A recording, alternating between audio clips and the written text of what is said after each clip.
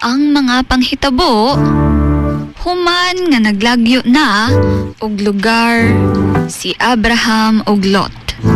Ato kining mabasa sa Genesis 14 verse 1 to 24. Nahitabo ang gubat tunga sa 4 ka hari ug 5 ka hari sa Sodom ug Gomora.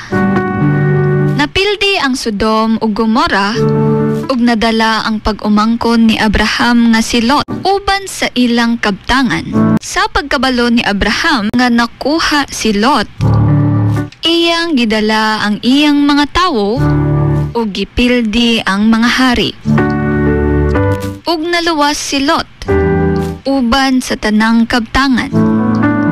Human niini nakigtagbo si Abraham kang Melchizedek, hari sa Salem ug pari sa labing hataas nga Ginoo. Giampuan niya sa Ginoo ug gihatagan og blessing si Abraham.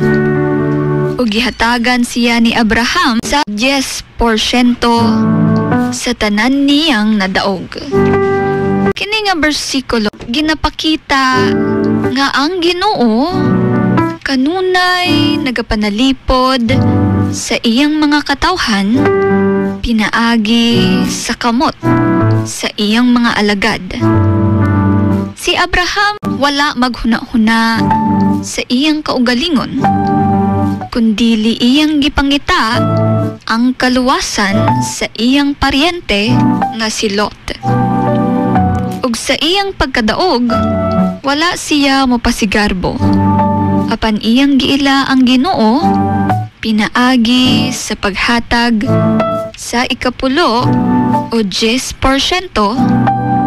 tithe sa Ingles, ug sa pagdawat sa panalangin.